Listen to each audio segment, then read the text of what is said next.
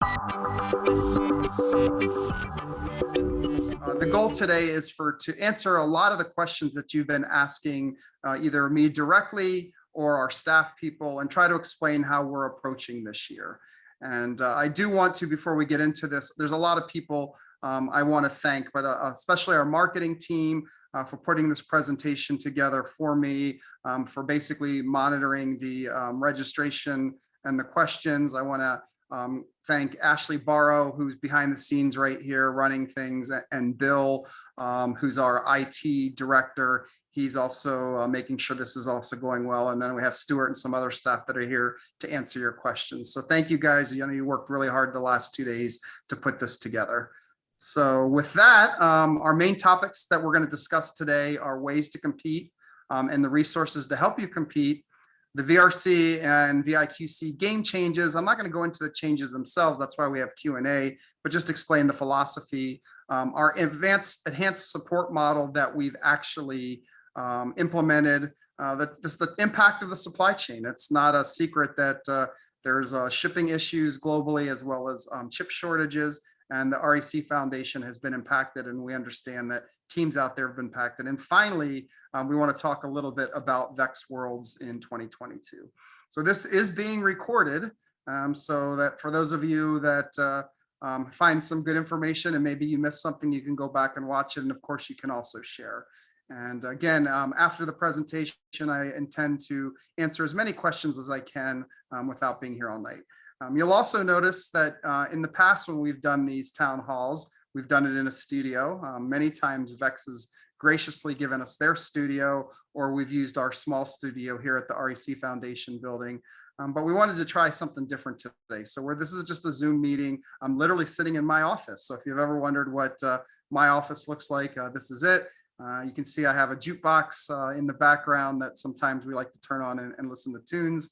I also always have a couple of robots and game elements to remind me of this year's season. So we're doing this from my office, and if this works out really well, we think we can have more town halls in the future because the setup and production time will be less. So competition options, that's the #1 question we got asked. What are our options this year? And we are going to go over this in a little bit detail, but I also encourage you to contact your event engagement manager or your team engagement manager to get more details.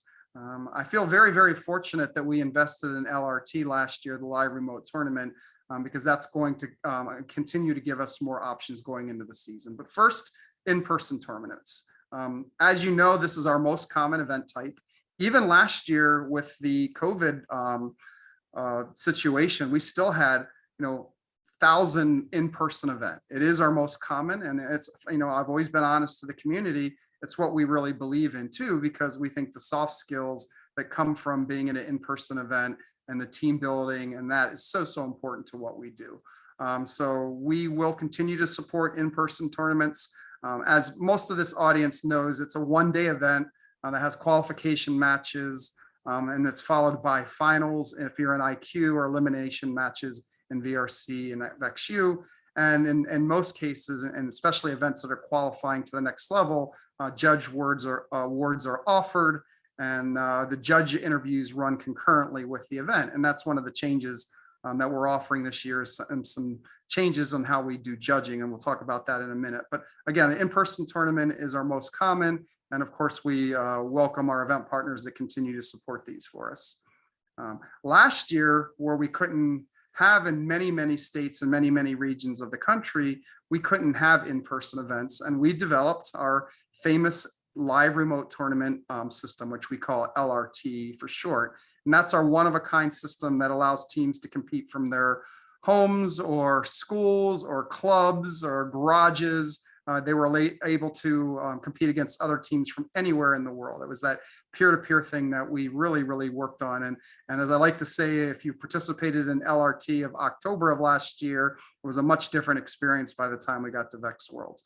So the beauty of this year is we still have LRT, but we have the better version of LRT. What we've invested, tens of thousands of hours to develop, that is available. And the REC Foundation 100% will support LRT. matches this year, and we'll have a qualifying structure to a year-end tournament. One of the things we really want to do differently this year at the REC Foundation is engage our event partners. So we will be offering event partner training for LRT so that you, the event partners, can host your events. And again, the LRT is a really good option for many, many reasons that I've talked about at VEX Worlds and other places. First of all, if you can't go to an in-person event, it's just not possible for you, this is an option. But it's even an option in areas that maybe don't have as many events scheduled this year, but they want to compete more often. Get with your event partners and do an LRT event. It's also great for rural areas where transportation isn't the easiest, or urban areas, the same thing. This is always an option for you. And then finally, I like some of these LRT events where some of the best teams from across the globe compete each other. I always like to have a good relationship with our Singapore friends, and they have a great programs over there. And it's always, everybody always wants to compete with Singapore, and LRT gives us those options. So LRT exists. We did make some changes for this year. I think the biggest changes, and all these changes are documented in the game manual, but the biggest change this year is going from 2v2 to 1v1. And for the most part, that has been very, very well received, right? People like that. And the benefits of doing that is, frankly, it's a throughput, right? So when you have a connection issue with one of 4 teams, it slows down the whole process. And we think with the 1v1, it'll be a lot more efficient to run. And also, I think we can have more events this way. I think the user experience will be better. But some of you have reached out and said, you missed 2v2, you liked having another team to compete with and another team to compete against. And we do understand that. But overall, we feel that as more event partners support this, there's a lot less technical challenges when you have only 2 teams versus 4 teams. So that is one big change this year. And again, most of the community is embracing that. And I think if you're a little skeptical, for lack of a better word, once you do a 1v1 LRT, you'll be sold on it too. So our final option that we've offered starting again last year, it was something we used to do, and then we kind of mothballed for reasons I won't go into, but we did bring back in-person skills only events. And so we did that last year, and we love that the community embraced them, and some of the bad behavior we saw before was eliminated. But basically our in-person skills only events, it's your robot against the field. Your results are posted on the World Skills standings, but you still get to check out other teams' designs, right? Because it's still have to have a certain amount of teams at the skills only event. So you get to watch that and see what other teams are doing, which we think is really important about the iterative design process. And again, it's a one-day event, and team interviews and judged awards may be included. And I know some of you have been asking questions, what about live remote skills? And I'm going to get to that a little bit later. So competition options. This is really, really important that you see that we have this website available. So congratulations again to our marketing team, to Jay. And so much of what I'm going to say today, if you go to roboticeducation.org site and go to competition options, you're going to see so much of this information. And so our team has been working on this. It's got a lot of links that can help answer your questions. So we have a great support network out there with our team engagement managers and our event engagement managers. But again, this website is a great, great resource. And it's live now. It went live as effective to the start of this town hall. So I highly encourage everybody to go to this site if you have questions. So again, what's the right option for you, the in-person, the live remote?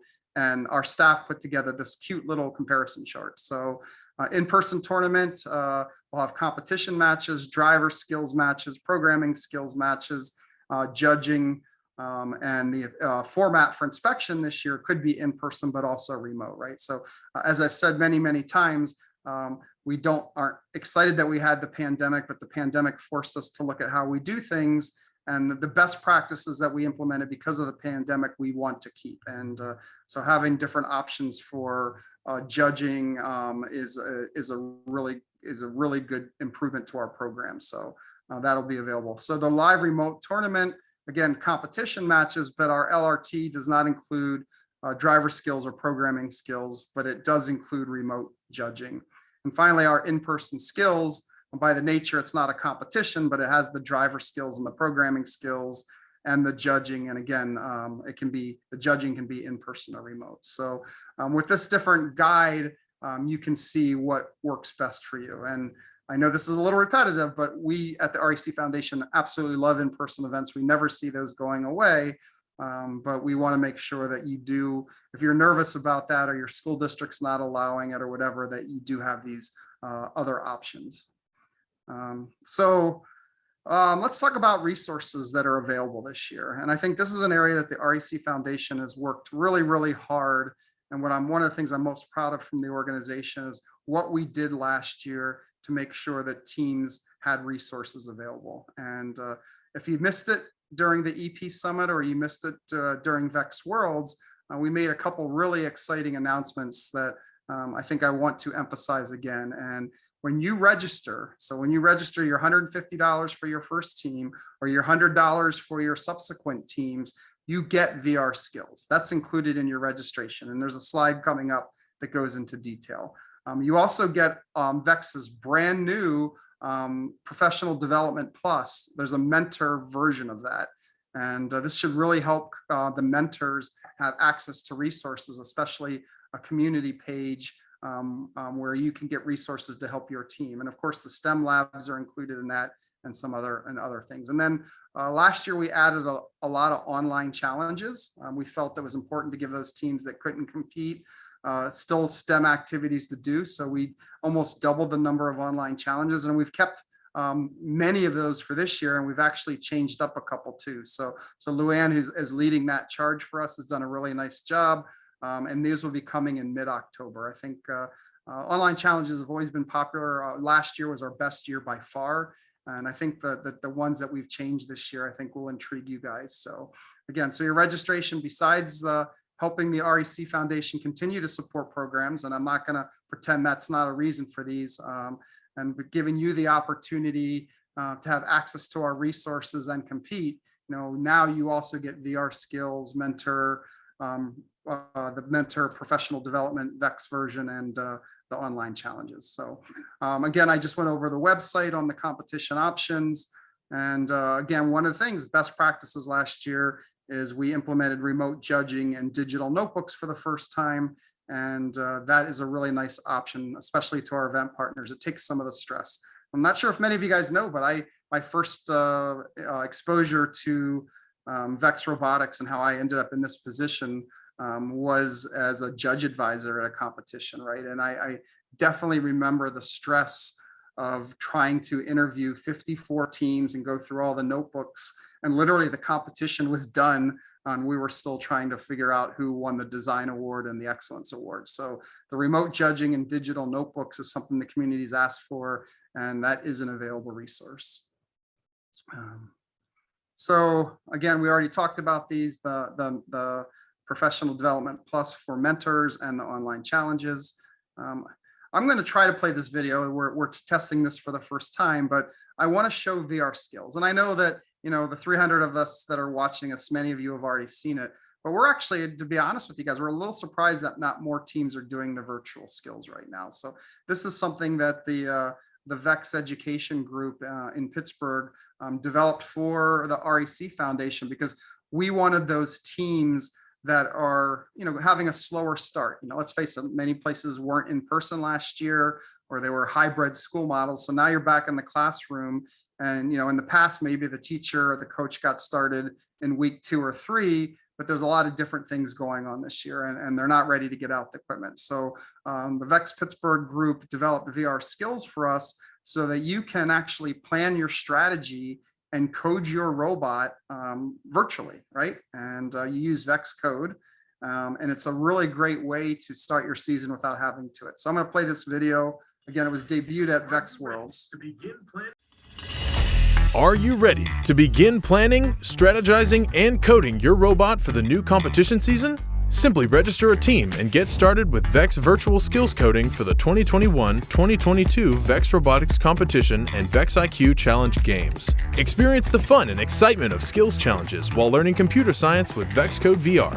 You can take advantage of knowledge base articles, lessons, and teacher resources today at vrskills.vex.com. remote judging doesn't have to be used only during the live remote tournament. It can be used in an in-person tournament also. And that's basically where the notebooks are submitted. And we have a chart that we're going to show you later, the different options for notebooks. But you can submit it, and then it gives the event partner and judges time to go through that initial process and do the judging so that the in-person tournament can focus on the skills runs in the competition. And then, of course, for our live remote tournament, we feel that judging is still important, so a remote judging is allowed. And again, for the in-person skills, it can be remote or in-person. And so our team, Ben, put this together today, and Ben out of Lisa's organization, works for Mike. Great visual here to explain the different engineering notebook formats. And this is probably the largest question next to are we going to do LRT, probably the largest question that we've received. So I hate reading to you guys, but the notebook format, you have physical paper. Then you can also scan that and upload it. You have digital and you have printed from digital. And then our interview formats are in-person or remote. So in an in-person event, if you have in-person engineering notebook, you would turn in your physical notebook as you would have in the past. And if you've done it digitally, you'll just have to print it out. And I know there's been a little bit discussion on that. Does that waste paper? Why are we doing that? But honestly, if you submitted it on a USB stick, there's always the virus issue. We all know about that, but it's also requiring event partners then to have a certain number of laptops on hand, which may just not be realistic. So if it's an in-person physical judging, you will have to print your digital notebook out. So, and then for remote judging, you will get a link and you'll upload either your digital notebook that you've prepared, or if you have a physical notebook, you will need to scan it and upload the scan. And then if it's a remote event, same thing, you would have your either scanned notebook or your digital. So there's different options there. And also, again, for an in-person event, you can do in-person interviews or remote interviews, but for a remote event, it's all remote. So this kind of explains the different options for you. And we'll go over a little bit in the Q&A on the bonus. That's another question that many of you have asked. So what I would like to say in summary is we have those resources. Our staff spends a lot of time, a lot of our hours in the course of a year as preparing all these materials for you. So please always be sure to check out our judge guide, and specifically the rubric now includes the digital engineering in the rubric. So if you have not looked at it yet, that's one of the things as coaches and mentors that you should be doing, as we combine them all into one rubric instead of having it separate this year. So I wanted to talk a little bit about leagues. Leagues are a really good solution for states and regions that don't have as many in-person events, because it gives you everything an event does, except for maybe the glitz and glamour, but it gives you the multiple opportunities to play. So if you haven't done leagues yet, it's something I've been promoting personally for a couple of years now.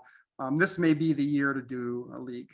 So if you're saying that, hey, normally I have a choice of 100 events to go to in the southern part of my state, and this year there's only 6, this might be a good opportunity for you to do leagues. So typically leagues are events that have 3 or more ranking sessions plus a league final session. They include qualification matches and may offer robot skills, but they're much simpler. So maybe instead of having 8 plays, you only have 3 or 4 plays in your league. And so they typically are only a couple hours in length, and they're scheduled several weeks apart so that your team still have an opportunity to do the design process. And at the final session, so you might have 3 or more, but the final session, you'll have an event that can include skills matches, but you'll definitely have a finals match or an elimination match. And judging is optional for leagues, but typically they still have judging at that final event. So there's many parts of the country that have used leagues for a long time, and they swear by them because you still get the best of what VEX is without the stress of doing it on weekends. A lot of our teams, once they finish leagues, that's when they start doing your standard in-person topic. So if you don't know about leagues and you're really interested, please reach out to your support person and they can get you more information. I'm not going to go into the game changes, but I did want to address that a lot of you asked why such significant changes this year.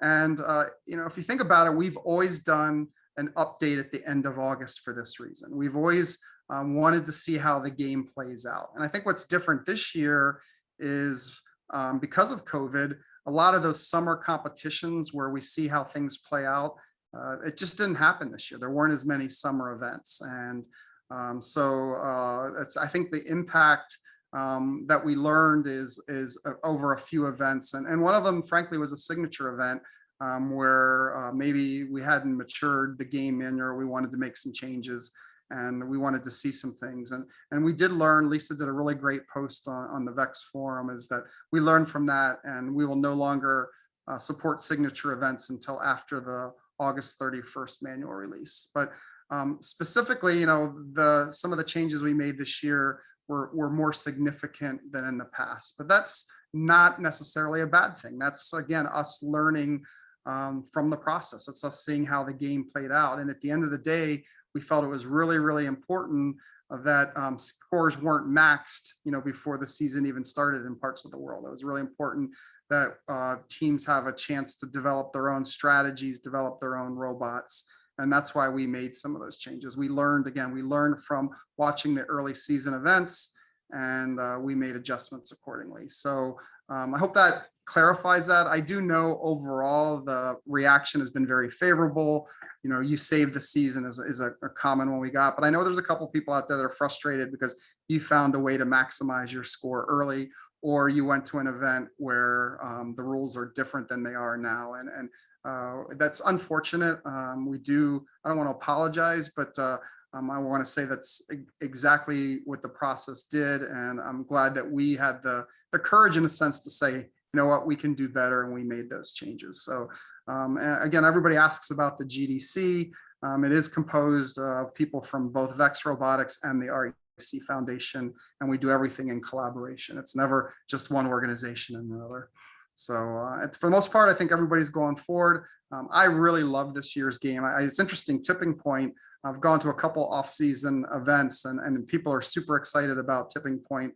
It has a lot of action. And now that we've clarified some of the areas that some people were confused about, I think that you will find it a very, very exciting game. It's a lot of back and forth action. And then pitching in is just so much fun, because you got to hang, you got to make sure that you're collecting your balls, and you got to score these, and you have to do it all within a minute time frame. So it's a great game for collaboration and strategy.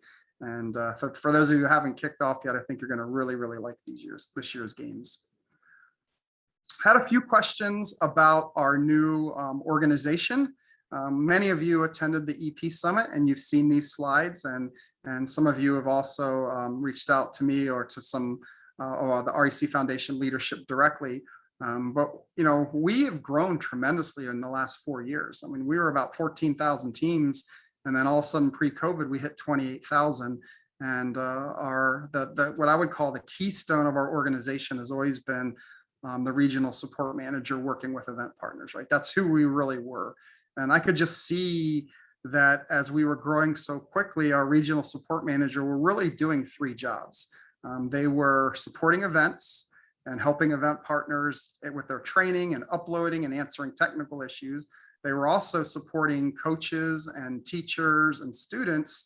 And so they understood the program and helped getting resources. And that what most people don't know is every single regional support manager also had projects. So drones started as a project, VEX Go started as a project, improving our manuals and the code of conduct. All those activities are projects that regional support managers. So they really were doing 3 jobs. And as we added more programs, they were getting stretched thinner and thinner. So there was 2 things we could have done. We could have hired a whole bunch of more regional support managers, but at the core, I didn't think that addressed the fact that we wanted to better support our customer. And we felt that for us to get to the next level, to provide the best support possible for our program, is to have staff focus just on the team engagement side. So those are the coaches and the teams out there and the students, and then also another group of staff focused on the event engagement side. So helping our event partners and helping with the rules and the documents, and I'm simplifying. And then we have another group of staff that actually is leading our new program. So we have a senior program manager, leading our VEX Go and VEX 123 initiatives. That's Shelley. And we have Jim as the overall director of that group, but Lou Ann is leading our new drones programs. And then Dylan is leading our factory automation and JRTC programs. So they're focused just on those so we can launch the best products possible. And then we have other support staff. Andy leads the team engagement side and Mike leads the event engagement side, and they both report to Lisa. So that's kind of how we structured. So what does the event engagement manager do? Engages and supports current teams, grows new teams, answers team related questions, provides you the resources you need. This is a little bit different. We do support you advocating to local communities and elected officials. We want to help you guys get the support that you needed. And then we deliver our sponsored grant opportunities versus the event engagement manager supports our current event partners, grows new events. We clearly have a need to have additional events and answer related questions and procedures. And again, give you guys the resources that you need. So Lisa's got a great vision of how we're going to make sure that we can be more efficient in how we run events. Again, our event engagement managers will also work with you to advocate to your local communities and elected officials. That's an important strategy for us going forward. And we want to make sure that we provide quality events. So this is our map right now in the process of growing this. Every region in the US, and I want to apologize right now to our international people. I don't have the international map with me today, but within the US, which is like almost everybody on this call today, every state has both a team engagement manager and an event engagement manager. And you can see this is how we're supporting the team side right now. I won't read you the names, but we brought on some additional staff, and these are really, really great people. And they're going to enthusiastically really help you. And then on the event engagement side, again, we brought in some new staff, but you recognize most of these names. These are people that have a long-standing relationship with the REC Foundation and can really help you make sure that your events are running smoothly. And I do want to say that in the Alabama, Georgia, Florida area, we have Hunter Terry as the primary point of customer, but we're actually partnering with SCORE on this. So they wanted me to mention that too. So, but again, I think we're in a really good position to better support you. Another question we've been asked a lot is, why aren't we getting grants this year? And I don't want to go into a lot of details, but I think it'd be foolish not to recognize that the supply chain issues that you read about on the news is impacting us also. Every day when I drove home, I throw on the news if I'm not listening to Bruce Springsteen, and you hear about car lots being empty because there's no chips, or consumer electronics aren't going to be available for Christmas because there's no chips. Over and over again. And guess what? VEX products are the best products in the education arena, in my opinion. As a matter of fact, I think it's a fact. I don't even think it's opinion. I think they have the best product line, but those brains and those motors have chips in it. So they've done everything they can to mobilize and make sure they're getting as much product as they can. But between that and the shipping container shortages, I mean, you've heard on the news today that in China, the factories are backed up, and then all the ports in the US, there's a huge backup of unloading those containers. So even though VEX has done everything they can, the product coming in is a little bit slower than we would like. So what we decided to do is to focus on what product we did have, is to focus on making sure we could support existing teams and make sure we could support education programs. So we limited the number of grants this year for new teams. And we also limited the number of girl-powered grants. And both of those are extremely popular programs for the REC Foundation. And by doing so, frankly, we've limited growth this year, new growth, because that's a main way that we get teams to start. But we really wanted to make sure that with the product that we had, that it went to the organizations that were purchasing and we're waiting for product, and for teams that were need spare brains and motors and stuff like that. The supply chain has also had an impact on Vex Ai. If you watched or were at the Vex U and the Vex AI competition championship that was held at Innovation First International, Bob Mimlich made the exciting announcements about the GPS sensors and the cameras. And fortunately, you can get the GPS sensors, but the cameras are a little bit later getting here. And we really thought about maybe not doing Vex Ai this year, but we had so much enthusiasm about the program, and we really want to proceed with it. But we also want to make sure everybody has a level playing field. So we feel very confident that the cameras and the software for the cameras will be ready by the end of the year. So for Vex Ai, we are going to start in January. So we're going to launch that competition in January. And instead of having a Vex Ai championship at VEX Worlds in Dallas in May, we're actually VEX Robotics and Innovation First International have graciously agreed to host the Vex Ai Championship again at their facility. So we are going to have a Vex Ai season. It's just going to start a little bit later and end a little bit later. And then finally, we are aware that the lead time of some of these spare part sales is longer than we would like. But I can tell you, I can assure you that VEX is doing the very best that they can, and they're really working closely with the REC Foundation as well as their other partners to try to fill these orders. So please know that product is coming. Every day we get a little bit more good news, and so we understand that the lead time is being impacted. And as I said on the forum today, one of the things you can always do is if you're like trying to find a brain or a motor, maybe there's another organization that can share some product with you. So try to reach out to other organizations, and you can always reach out to your team engagement manager too, particularly if you have Cortex equipment and you're trying to compete this year. So I think good news is coming, but it's going to take a while, not just for VEX, but for the entire world to come back online. And someone who used to work in the auto industry, I don't know that there's another organization that's being more impacted. So it's not just us, and we ask for your continued support and patience.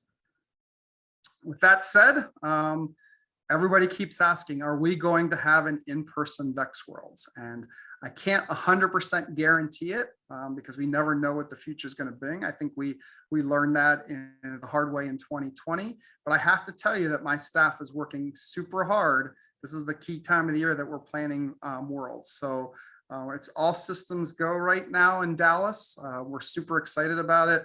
And the information is on the website. But again, it will be May 3rd through 12th. It'll be at the Kay Bailey Hutchinson Convention Center, which is in Dallas. And we will have hotel information and registration information coming very, very soon.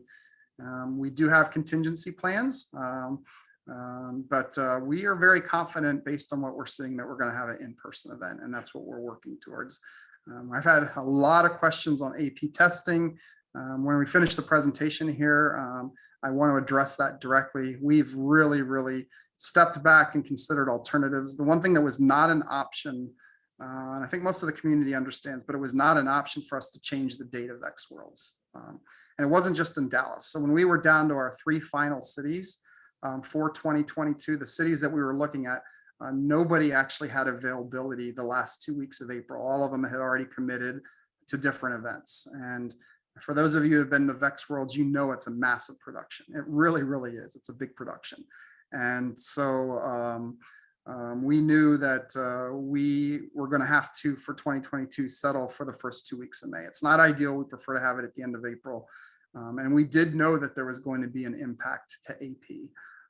But we looked at the contingencies, including AP, and talking to AP, we looked at all the alternatives, and we're going to keep the first week with VRC, with the V5 competition, and the second week will remain IQ. And I'll show you a couple screens that support that decision in a minute. So that's the presentation, which I was supposed to do in 30 minutes, and it took 40, but I do want to answer some of the questions that have been coming in throughout the competition here. So,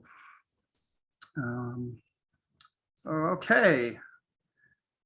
I'm gonna have to put my glasses on. I'm not a vain person, but I did have my glasses off, so I'm gonna need these. So let's see. Here's some really good questions. We grouped these together about skills only events, and we already addressed that we are bringing back skills only events, and I think we had a couple slides on that.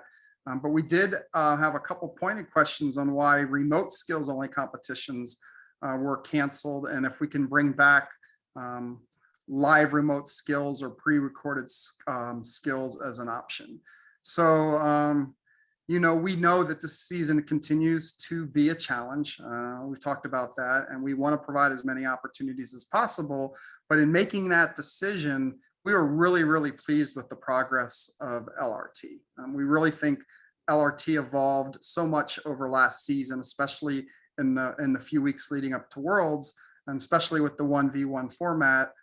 We really wanted teams to try LRT. We think it's got a lot of what we like about our program, interacting with other teams and stuff like that. So based on that, we decided to just support LRT. But we're listening to the community. You guys are very vocal on some issues. And we understand that if what we're offering, which is the in-person event, the skills event, the in-person skills event, and LRT, if they're still a problem for your organization, what we're requesting is that you would do an event variance request to your EEM and explain to them why you would need live remote skills or a pre-recorded skills option. So what I'm basically saying more, in a long way around, is we will, on a case-by-case basis, support live remote skills or pre-recorded skills. So it's not going to be a standard event that we option. We're not going to add it. But we do, if you're in a situation that that's the only option for you, please get with your EEM and explain that, and we'll do an event variance request. We want to support you. We want to be flexible. And the other thing is we want to be flexible about your in-person and LRT events too. So if you are really struggling to get the minimum number of teams, 16 teams, again, do an event variance request, and we'll try to accommodate you best we are. So last year I made a big deal about being flexible, and we still want to be flexible. But I did want to explain that we do really want and are encouraging the community to do LRT. If you didn't try it last year, I understand, but give it a shot this year. It was so amazing during VEX Worlds, where a lot of teams that had only done in-person or done skills decided to do LRT at VEX Worlds, and they're like, wow, I wish I would have done this early. This is a great experience. And I think we're encouraging you to, but again, we are going to be flexible, and we'll support LRS and pre-recorded skills events on a limited basis. A lot of questions on the engineering design notebook this year. I shared the little matrix in the presentation, but I want to answer a couple specific questions, specifically about the bonus, the 5-point bonus. So, why is, we always had that 5-point bonus if you had a bound notebook. But we looked at how we do things, and I really wish Lisa was on this call, because she explained it perfectly to me, because I don't make all the decisions for the REC Foundation. I very much rely on my staff, but I will challenge them too. And Lisa says, we're really mission driven in what we're trying to accomplish with the engineering design notebook. And I agree with that. I think that's one of my favorite parts of the program. And how do we achieve that? And we kind of boxed ourselves in a little bit. This is my words. And so we want to reward the teams that do the engineering design process sequentially, right? But because we have so many options this year, we felt that just giving 5 points for the bound notebook was a little bit restricting, to be honest with you. So we've opened it up. So as long as you can demonstrate, and again, this is in the judging guide, but you can demonstrate that you're doing it sequentially, and it's time stamped, you will get the 5-point bonus. So please look at the rubric. So again, how we evaluate how we do it is through the submission type and the notebook itself. So we want to make sure that we're supporting the event partners and supporting you as the coaches and students to have as good of experience as possible. And so in some cases that's going to be with the digital notebooks. In some cases it's going to be with a printed notebook. So we feel that we've provided options, and I know I talked about those before. So again, we are going to, if an event partner wants to have a physical notebook and you've done a digital, we are going to request that you print it out. And if they want a digital notebook and you've done a bound notebook, we're going to ask you to scan it. And as I said before, we got to be very cognizant about not asking the event partners to take on a burden of having laptops there, and more importantly, probably spreading viruses.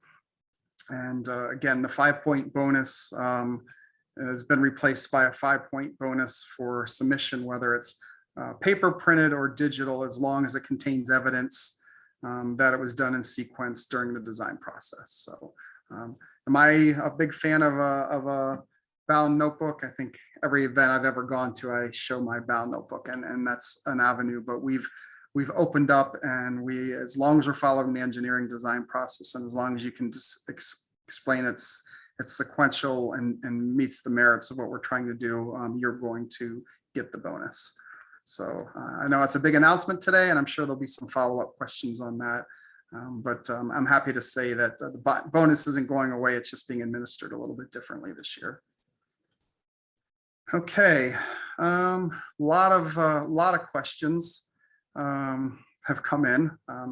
Here's a good one I really wanted to talk about.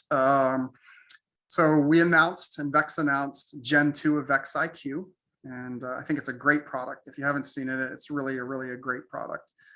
But that product is designed for both the education and the competition. And so I think many of you are worried that if you get Gen 2, you have a competitive advantage. So multi-part on this. First of all, Gen 2 is allowed in the competition, 100%. So if you're fortunate enough to get a Gen 2, it's perfectly legal this year. And we do not feel on the competition that it gives any competitive advantage to have a Gen 2 versus a Gen 1. So the batteries are better in Gen 2. I'm not disputing that. But the power it takes for a 1-minute match, and the fact that the power is limited to the motors, there is no competitive advantage. Now, for practicing, if you have Gen 2, you have longer battery life.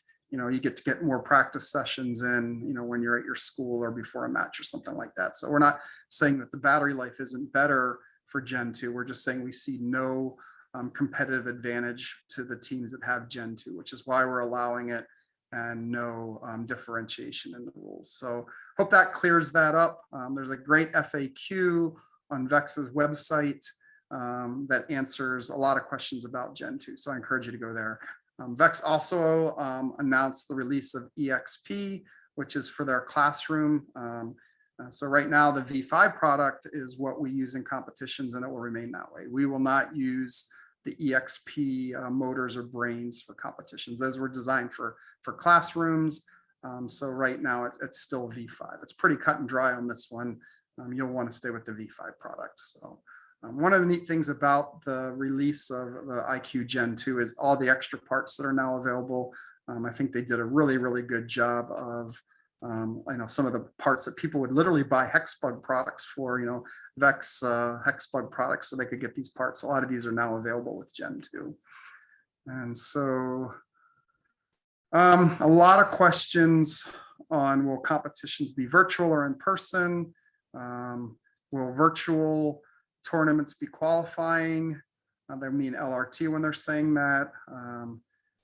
I think I've answered all those questions. I mean, literally here, questions are coming in about all the different options. So I really feel that if you go to the web page that I showed earlier, you'll get a lot of that information. But to summarize, we are supporting both in-person and live remote tournaments. And they will both have a qualifying criteria attached to it. And as far as when you can't have an in-person event, we were from the very beginning, we've made a position that we are not smarter than the local governments, and we always defer to the guidelines from, first at the local level, then the state level, then the national level by country. So if you're in an area that says that you can't have an in-person event, the REC Foundation isn't going to challenge that, right?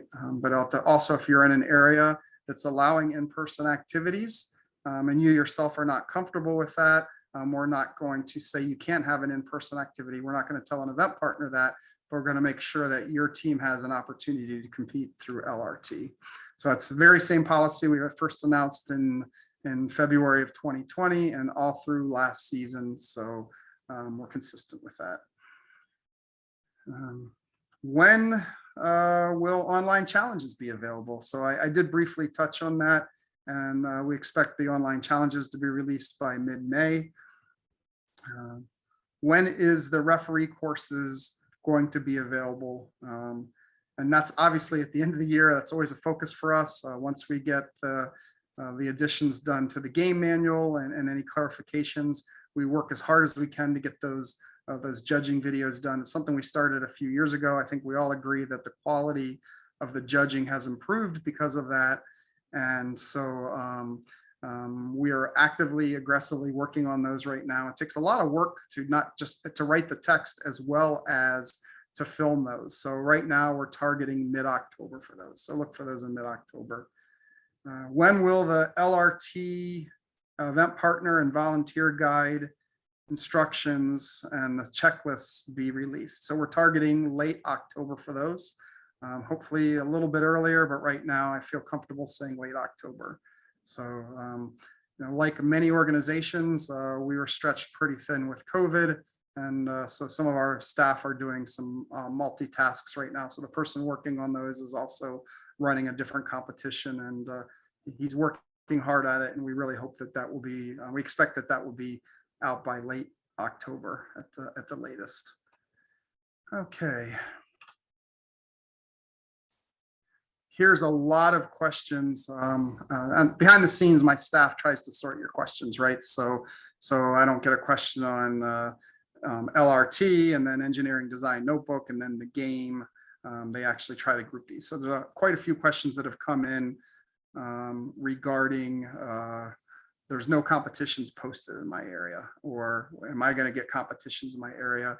And first of all, for the event partners that are watching, again, in person is an option, and we really need you guys. We really need you guys to help us out by having events, right? And so we are working really, really hard with the event partners to get events. And a lot of questions here, the October 1st deadline, right? But the qualifying criteria has always allowed us to add events after that as necessary. And so our event engagement managers will extend the deadline if it's needed in your region on a case-by-case basis. So we're working closely with different regions to make sure that, October 1st is coming up in a couple of days to give time to add more events. Again, we're going to be really, really flexible. Is VEX Worlds happening? Hopefully I answered that. Yes, VEX Worlds, as of right now, it's full speed ahead for us. We're committing a lot of resources, and we're financially, it's a risk for us, but we're paying all our deposits and hiring our contractors and spending a lot of staff time. So we fully intend to have an in-person VEX Worlds. Here's a good one. What about a single person team? And what about the drivers? So this was a tough one for us. In VRC, you can already have a single person team. For IQ, we are going back to the minimum of a 2-person team. Again, in the name of being flexible, we are really trying to help a couple organizations that have come forward and said they can't find somebody. And we've been able to connect students together so that they can have a 10-person team. We really, in VEX IQ, to be frank with you, prefer the 2 drivers. But we do understand that there are situations that it can only be 1 driver. So we are allowing per G8 a single driver in VEX IQ again this year. So hopefully that relieves some of the concerns that you had. But I do ask, in the spirit of what the REC Foundation is and what VEX Robotics is that if you can support having 2 drivers, please do it, right? I mean, we want to give as many students the opportunity as possible. But we will extend G8 for the 2021-2022 season to elect a single driver if that's all that you can do. A couple game questions have come in, and I am not in a position, as you'll notice, Grant isn't with me, right? I think this is the first time I've done a town hall that Grant is not sitting next to me, and he always takes these. But please, and I'm really encouraging the community to do more of this year, is go to the Q&A and see if your question's already been posted. So the GDC is really working hard to turn around the response time on answering these. And I think the questions, at least the few that have been submitted here, I know have been answered on the Q&A. So please go to the Q&A. And if your question isn't answered, please post it, because that way everybody else gets the benefit from the response also. Online challenges, we answered that. Again, Vex AI, 3 questions on Vex AI. It's interesting. So we have a couple event partners or coaches watching today that like that program. But again, to reiterate, we will launch the AI season in January, and we'll have an end of season competition in Greenville, Texas, hosted by Innovation First International and VEX Robotics. Oh, here's a good one. Will teams still be able to participate virtually, i.e. through LRT, from out of area or time zone competitions? Yes, I think that that's one of the neat things about LRT is those Saturday morning events where 6 or 7 different countries are participating in multiple states. So now when it comes to qualifying, the rules are a little bit different. So please go back to your qualifying criteria documents. This will, if you haven't seen them, they're available very soon, but and we'll explain the qualifying criteria. But we encourage it. We think it's a fun part of the program is to use LRT to bring in teams from different time zones in different countries. Please discuss new VEX Code VR for registered teams. Hopefully I touched on that enough in the competition, but since I love that product so much, I will go on it again. Again, if you have not seen it, when you register, you get a code. And it's really a great resource for trying out your strategy for the season and for working on your programming. So one of the things that did come out of the COVID pandemic last year is how many teams really focused on their programming. And I can say without a doubt that we saw the best coding ever in the history of the REC Foundation VEX Robotics programs last year. So if teams focused on that, that was something that they could do. And VEX Code VR is a great resource for you coaches and for you teachers to have students programming, right? So when maybe one set of students are prototyping or doing some builds, you can have the other students doing VEX Code VR. And if you're not able to start your season right now, register and get access to that. I need robots, please. Again, hopefully I addressed that. We're very aware of the impact that the chip shortages and the shipping has had on many of you teams. We're working really, really hard. We do try to connect in worst case scenarios. If you're not going to get your parts in time, we do try to connect existing organizations with the teams that need some parts. And we really, really want to help you out. So, and if you're a team out there that's sitting on some extra brains or some extra motors, maybe as part of being part of the community, you can, I know you want to keep a couple spares, but maybe you can share some of your good fortune too. So we have a lot of demand out there, and what terrifies us here in the REC Foundation, and I don't want to speak for VEX, but I think they feel the same way as a team that's not able to compete and participate because they can't get something. So let's be good community, and if you have some extra parts, maybe you can share them with some teams that are in need. Boy, there's a lot of questions, and I think we're about out of time, so I should finish one fun one. Why do you have a jukebox in your office? So I'm a big music fan, and as you guys know, this isn't the first stop in my career. I started at Fanuc and then spent 4 years as president of Rack Solutions, and Bob and Tony bought me that jukebox as a gift when I left Rack Solutions and came to the REC Foundation, because it's if it's not loud, I would have turned it on, but when it starts to bubble, it gets pretty loud. But that's why the jukebox is in my office. So, and let's see, one final. Where will Worlds be in the future? So I'm not afraid to say that we're in Dallas for the next 3 years, but next year we'll start the process of looking at other cities. But I don't want to look too far ahead, because Dallas is going to be a great experience for everybody. And with that, I want to thank you for joining me today. Again, a lot of questions that we couldn't get to today, they kept coming in. Please reach out to your team engagement manager or your event engagement manager. That's what they're there for. We've literally increased the number of staff we have supporting you. And I think I touched a lot of these, and a lot of passion for remote skills and VR. And one of the questions I didn't answer is, yes, we at some point will have a leaderboard for VR skills. We know that you guys want that. So please continue to have your questions answered by your direct contact person. And we really appreciate your flexibility and your perseverance. I'll end it with this today. I went to the great Girl Power event in Central California. It was the last weekend of July. And as they always do, they had a lot of students speak about their experiences. There's a couple teams there that literally had become state champions and one world champion that started at a Girl Power event. And you talk about knowing that your organization is making an impact. Well, when that happens, you're making an organization. But those teams had a chance to share their stories.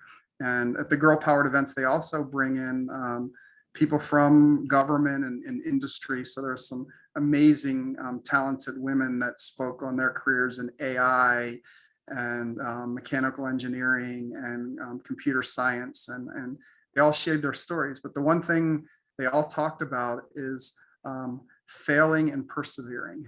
And my staff will tell you, I was giddy when I came back because we made a decision 3.5 years ago to message that failure is okay. It's okay to make some mistakes in your programming or your building or your design, but to learn from those and persevere. And last year as an organization, we learned a lot and we made changes, and not every change that we made worked, but we persevered.